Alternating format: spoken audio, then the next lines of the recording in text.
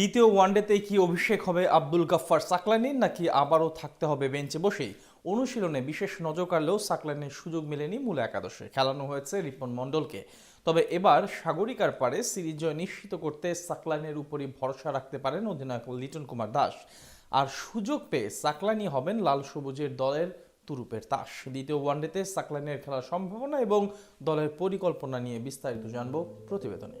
প্রথম ম্যাচে দারুণ এক জয় তুলে নিয়ে সিরিজে এগিয়ে রয়েছে বাংলাদেশ। ঘরের মাঠে আত্মবিশ্বাসী পারফরমেন্সে টাইগারদের ড্রেসিং রুমেও এখন বেশ ফুরফুরে আবহ। আর সেই আত্মবিশ্বাস নিয়েই দ্বিতীয় ম্যাচে মাঠে নামতে যাচ্ছে লিটন কুমার দাসের দল। লক্ষ্য একটাই, এই ম্যাচ জিতেই সিরিজ নিশ্চিত করা। তবে জয় পেলেও একাদশে পরিবর্তনের চিন্তা করছে টিম ম্যানেজমেন্ট। বিশেষ করে বোলিং ডিপার্টমেন্ট নিয়ে নতুন করে ভাবতে হচ্ছে ফিল সিমন্স, লিটন দাসদের। আর সেই ভাবনা থেকেই আলোচনায় উঠে আসছে তরুণ পেসার আব্দুল গাফফার সাকলাইনের নাম। গত কয়েকদিনের অনুশীলনে দারুণ ছন্দে দেখা গেছে সাকলাইনকে। নেট সেশনে তার গতির সঙ্গে ছিল লাইন লেন্থেরও দারুণ নিয়ন্ত্রণ। টিম ম্যানেজমেন্টের অনেকেরই নজর কেড়েছেন এই তরুণ। বিশেষ করে মাঝের ওভারগুলোতে দারুণ কাটার আর স্লোয়ারের পাশাপাশি ডেথ ওভারে ইয়র্কার করার দক্ষতা তাকে বাকি সবার থেকে আলাদা করে তুলেছে। প্রথম ম্যাচে সুযোগ পেয়েছিলেন রিপন মণ্ডল, কিন্তু তিনি যে খারাপ করেছেন সেটা বলারও উপায় নেই। ডেথ ওভারে বেশ নিয়ন্ত্রিত বোলিংই করেছেন এবং গুরুত্বপূর্ণ সময়ে রান আটকানোর কাজটাও ভালোভাবে সেরেছেন। বিশেষ করে শেষ ওভারে মাত্র 6 রান দেওয়ায় ইনিংস ব্রেকে যাওয়ার আগে টাইগাররা একটা মোমেন্টাম পেয়েছিল। তবে দলের কম্বিনেশন নিয়ে ভাবতে গিয়ে এখন নতুন করে হিসেব করছে টিম ম্যানেজমেন্ট।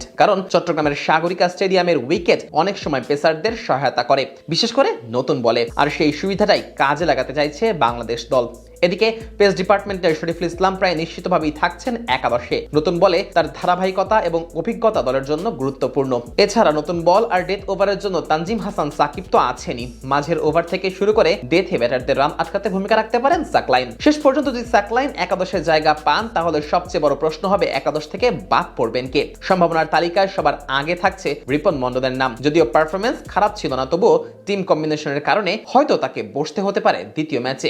এদিকে টিম ম্যানেজমেন্টের ভাবনাটাও আরো বড়।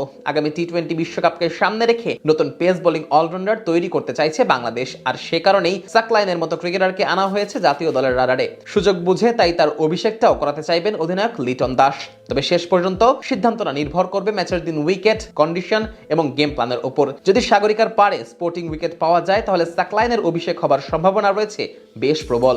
কেননা সেক্ষেত্রে বোলিং এর পাশাপাশি সাকলাইনের ব্যাটিংটাকেও কাজে লাগাতে পারবে টাইগাররা। এখন সব প্রশ্নের উত্তর মিলবে ম্যাচের দিনই। সত্যিই কি দ্বিতীয় ম্যাচে লাল সবুজ জার্সিতে দেখা যাবে আব্দুল গাফফার সাকলাইনকে, নাকি তাকে আরো কিছুদিন অপেক্ষা করতে হবে বেঞ্চে বসেই? তবে সিরিজ নিশ্চিত করার ম্যাচে যদি সুযোগ আসে, তাহলে সেটাকেই নিজের ক্যারিয়ারের বড় মঞ্চ বানাতে চাইবেন এই তরুণ পেসার। আর বাংলাদেশের পেস বিপ্লবের গল্পে যোগ হবে নতুন এক অধ্যায়। আর সেই ভাবনা থেকেই আলোচনায় উঠে আসছে তরুণ পেসার আব্দুল গাফফার সাকলাইনের নাম।